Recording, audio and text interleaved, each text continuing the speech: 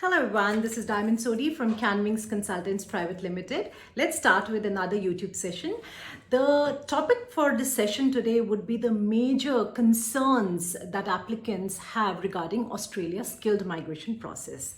So the first concern I'm going to share with you is regarding the nominations.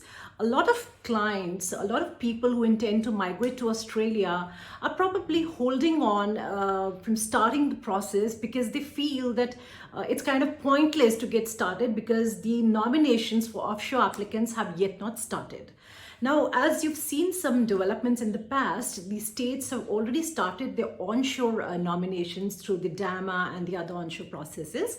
And gradually, they're going to come down to the offshore nominations as well. We do expect some announcements in November end, and we do hope the nominations to start in December this year. And those who want to wait when the nominations are announced, sadly will not be able to benefit from the nominations at all, because a nomination is the second step of the immigration process, and not only those can take advantage of the nominations, those who already are done with their first step, that is the skills assessment process. And the skills assessment process does take about a month to 3 months time. So you can understand that, if you're waiting for the nominations to open in order to get started, you would be too late. You need to get started with your skills assessment right away. Now, I've also seen the second concern a lot of people have is that probably since the quota for the global talent visa has been increased, so they are preferring to go for that. Now, please let me tell you that the visa, that is Global Talent Visa, is a very specific visa. It has very stringent requirements. And just because you want to not wait for the 491 or the 190 visa and are trying to route your application to the GTV, please think again, because I am of the impression that the majority of the people with the kind of profiles they've shared with me would not be eligible for the GTV.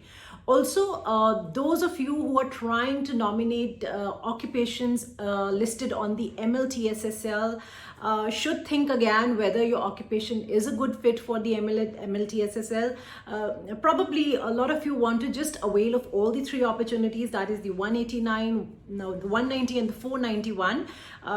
Do not try to do that. I mean, try to be true to your role that you genuinely perform in a specific occupation. And even if your occupation is on the ROL, go with that, because sooner or later opportunities will become available for everybody.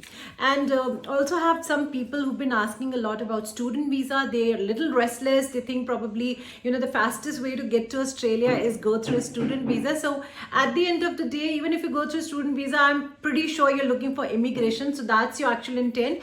Please have a little patience. Go through skilled migration. If you are a genuine migrant, don't try to go through a student visa instead. Now, my next your next concern that I'm going to share with you is that a lot of people are apprehending that there's probably going to be some sort of a revision in the occupation list. So they want to wait and watch, fearing that in case the occupation has been removed, the entire, the process would become pointless for them. So please understand this, and this is coming from my personal perspective and experience with the way I look at things. I realistically do not see any kind of change in the occupation list. So whatever occupations are on the plate right now are the ones that are going to remain, and the states are going to come up with their own occupations list and pick occupations from the existing list itself. And the next concern, which a lot of people do have, is that perhaps, right now we're just coming up with 65 points, and probably 65 points are not enough for us to be able to get nominations. So we should first work on accumulating as many points as possible. Let's go for a spouse skills assessment. Let's go for a NATI test and so on. So like I've been sharing in most of my videos, and I'll repeat here, that for the subclass 190 and for the subclass 491 visa, what matters in terms of getting a nomination is not how high your score is, but whether you're meeting the eligibility requirements of the specific states, and 65 point mark is the basic point mark you need to have. Beyond that, you have to see whether you meet the criteria or not. And since the criteria have not been released yet, the criteria will be released. We're not in a position to make any guesses there, but definitely, trying to get a higher band score, getting a higher EY score is not something that should really be something you should be focusing on. Rather, try to look into the criteria when it is released and match your applications with the criteria.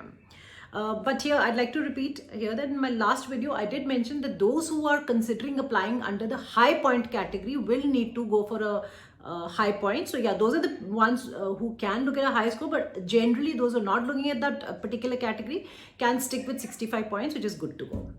Now, some of the people also have a concern when they're looking at various forums, talking to people, friends and family who already lodged the applications for Australia migration. So they've seen some sort of a delay in the applications that are already lodged with the Department of Home Affairs for subclass 190, 489 as well as 491. So they kind of draw a sense out of that probably there's some sort of a stagnation with the Australian immigration when those who already lodged their visa applications, their visas have not been granted yet. So what kind of chance do we stand for get a nomination? So you need to look at it this way, that please understand that COVID pandemic had been a huge natural disaster, I would say, and all countries are trying to deal with it very effectively. This definitely has impacted the processing time. There is absolutely no other reason why there has been a delay in the decisions, and things are being sorted out. If you wait for more time, obviously you are lining up behind in the queue. So you should get started with your process, at least get your skills assessment done, so that by the time the nominations open up, you can immediately go ahead and lodge for one. Now, the last concern I'm going to take up is about certain people who think that probably PTE is something they need to be ready with before they even start the process. Now, while PTE is very essential, you cannot obviously get a visa or a nomination without having a requisite score on your PTE score. I'm using the test PTE because for Australia migration, people by and large prefer to go for PTE over RADS. So you need to understand that for majority of the bodies, skills assessment bodies, especially the VERASES, which is the largest assessing body in Australia, a PTE test is not required at the onset.